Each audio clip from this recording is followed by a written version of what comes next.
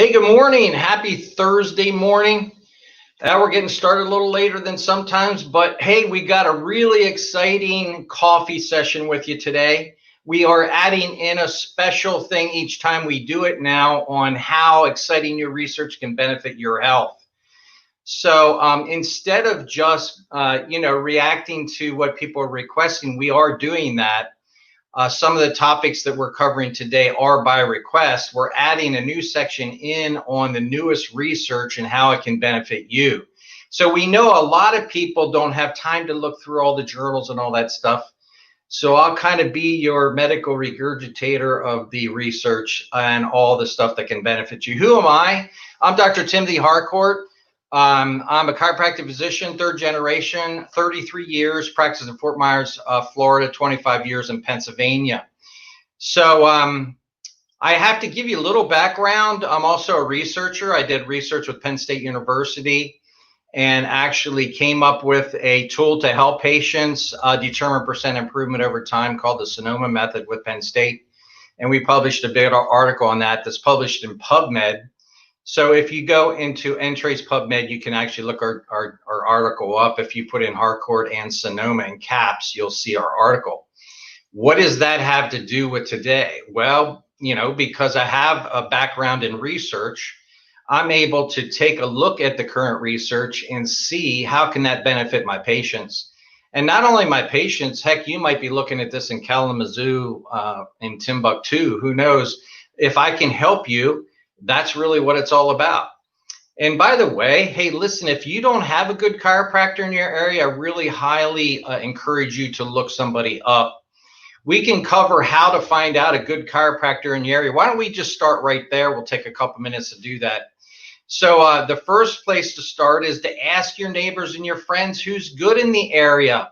Listen, if you get 5 or 10 people telling you Dr. Smith is awesome, you should go see him, you want to take note of that. But how can you do that electronically? You can just simply go on Google reviews. Listen, if they have from a 4.5 up to 5.0, they're probably pretty good, right? Don't expect a 5.0. And in fact, if you see 5.0 and they have 100 reviews, I don't know. Something about that seems a little fishy to me because, how could you possibly please everybody all the time? It's really not realistic. I mean, when I go to restaurants, it's rare that I go to a restaurant and they're 5.0. I mean, maybe 4.7, 8 or 9, whatever. So that's another way to find out. Plus, there is a database you can go on, the International Academy of Neuromusculoskeletal Medicine Specialists, and you can put in where you live and how many miles you're willing to drive, and they'll put up the doctors there. So that's one way you can find a good chiropractor in your area. Okay, so what are we talking about today? How to stay out of the doctor's office in the hospital right now. Hey, listen, if you have to go, by all means, go. That's not what I'm saying.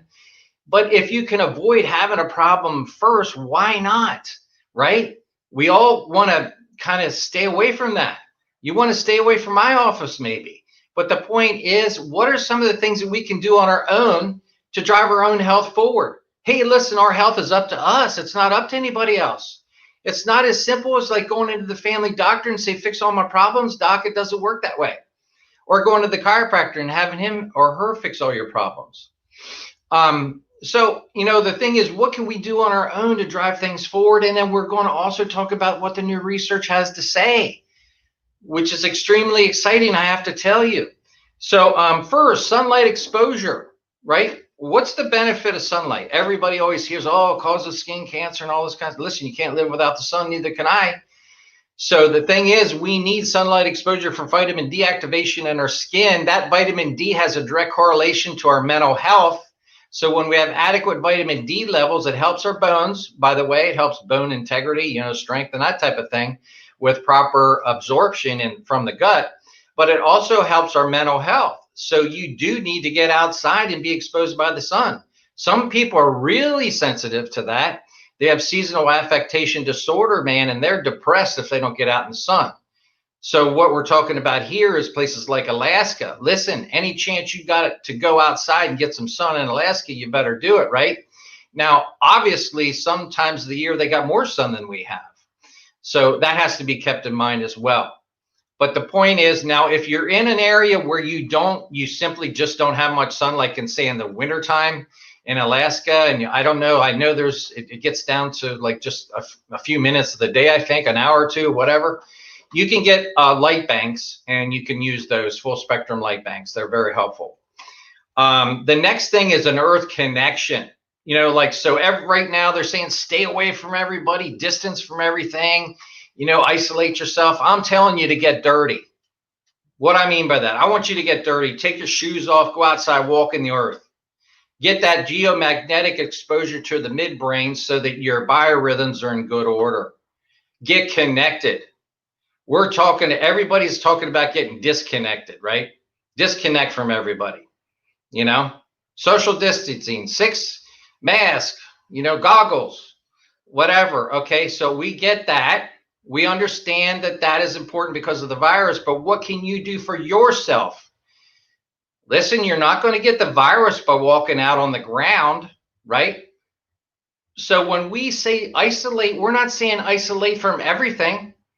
Get connected, get dirty, go in the garden, plant some stuff, go for a hike, right? This is the problem. We're isolated. We're inside in a concrete building. We get in our car that has rubber tires on an asphalt pavement and go into where we work on a concrete pad, right? There's isolation, the geomagnetic force from our brain. Now, if you think that this is hocus pocus, then you can go ahead and do the research. It's in there right now. I mean, it's crazy what we're starting to find out about how important it is in our life. So, and as time goes on, we will catch up. The research will catch up to a certain degree about how important it is in human biology. But they're already starting to crack a little bit of the nut on the impact of geomagnetic, and not only geomagnetic, but also solar flares and solar energy above and beyond what you think of with just normal wavelength of light. So, I'm saying get dirty. I'm saying get outside. I'm saying, plant some flowers, some vegetables, interact with the earth, right? The next thing I'm saying is drink plenty of water, right? It's a simple thing, right? 2 times your body weight, 200% of your body weight in ounces of water. I weigh 200 pounds, 100 ounces a day is a good thing to shoot for. Now, hopefully you're having some coffee this morning. Now, coffee, it's maybe a wash because there's also a diuretic to a certain degree in coffee, which offloads some of the water. But, it's a cup or 2 of coffee a day is fine. The thing is, you want to make sure you're getting plenty of water. Okay. Some people say, well, water is bad for you too. Well, certain water is bad for you. But, the thing is, hey, in Florida here, we have a lot of the sulfur in the water, in the natural well water, and it stinks. But, with a pure system, you could take all that out of there. If you don't want to buy all bottled water, I get it. So, but you do need to make sure you're drinking plenty of water. Diversify your food consumption. I'm not even going to use the word diet. It's so overused. Okay, we're talking about food consumption here. If you were a hunter-gatherer, like say you went on the trail, the Appalachian Trail that goes from Georgia up to Maine, the terminal point is Mount Katahdin, right? I've walked up that mountain twice. That's a really good hike, by the way, but you better not do it if you're not in good shape.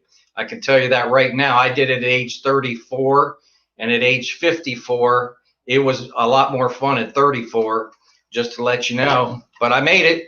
So the thing is, what would you actually be eating if you walked? I think it's, I'm not even sure the number of miles. I think it's around 2,400 miles, something like that. Takes about 6 or 7 months to walk it. If you didn't have prepackaged food, which all the hikers do, but if you didn't have that, what would you be eating walking up that trail? So that's a hunter-gatherer type of approach where you would have a diversified, food consumption. And it certainly wouldn't be one thing all the time, because you're going to be exposed to other things, different things all the time, nuts and berries and fruits and, insects and grubs. And I'm not telling you to go out in your backyard and dig that up and eat it. But what I'm trying to say is meat and potatoes just isn't a good idea for food consumption all the time. You want to diversify your sources. And if you're going to err to one side or the other, go more towards the plant-based. Stay away from all meat-based type of meals. Yeah, you can supplement your protein, but then it's kind of like supplementing. It's not the whole meal, right?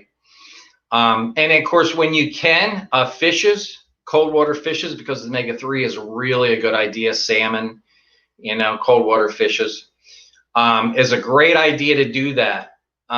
So diversified your food sources, seeds, nuts, fresh vegetables, fresh fruits, these type of things. Stay away from sodas, stay away from tons of alcoholic drinks, that kind of thing. So what is the new research? Because we are adding this into every week. What is the new research that can have an impact on your life? Not boring research, stuff that can have a positive impact on your life. So there was a paper done, published recently in the Journal of Scientific Reports in Nature. And what they found is that the two factors that we just briefly spoke about, geomagnetic forces and solar energy, has a direct impact on our autonomic nervous system. What does that mean?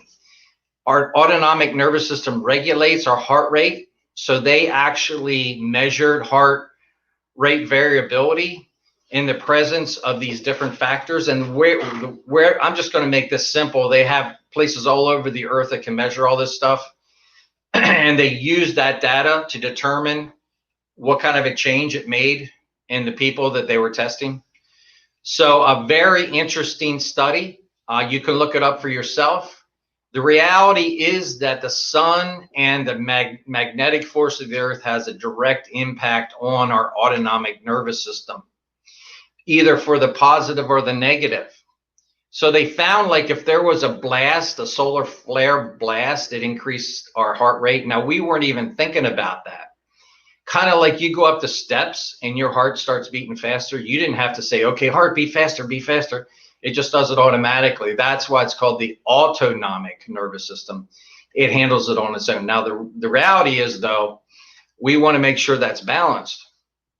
So how do we balance our autonomic nervous system?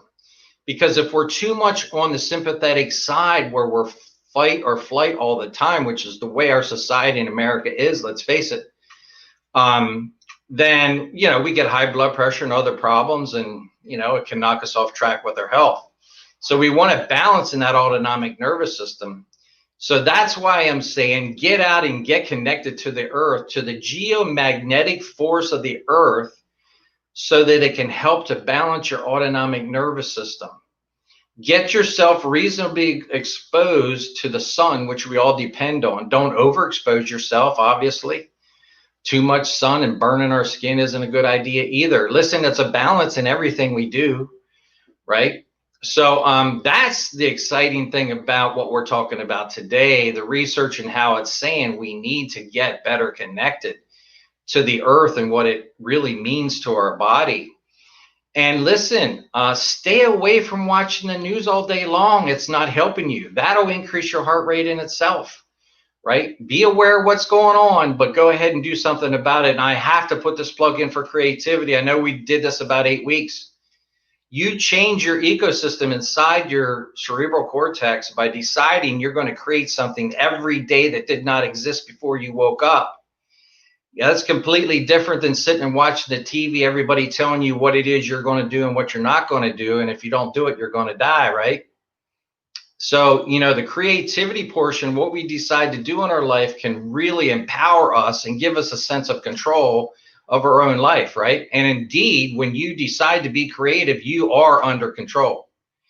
And that completely changes where your brain is. That's a good thing. And with what's going on right now, you know what? Anything we can do to do that is a great thing. Listen, I hope there's something we said today that helps you out, and we really look forward to upcoming, we're even more exciting things we're going to go over on the research and other things in the future. If you have any topics you'd like to go over, we'd sure like to address those. We really listen. If you know of somebody that needs to hear this, like they're basically holing up in their house and not leaving, and they're doing completely opposite of what I'm saying, tag them on this. Let them know about this session, right? And I don't care where they live. If it benefits them, that's really what it's all about to me. So we really appreciate you watching the video. We hope you have a great day. And remember, stay healthy, stay strong, but whatever you do, stay creative. It's Dr. Harcourt signing out. We'll see you next time.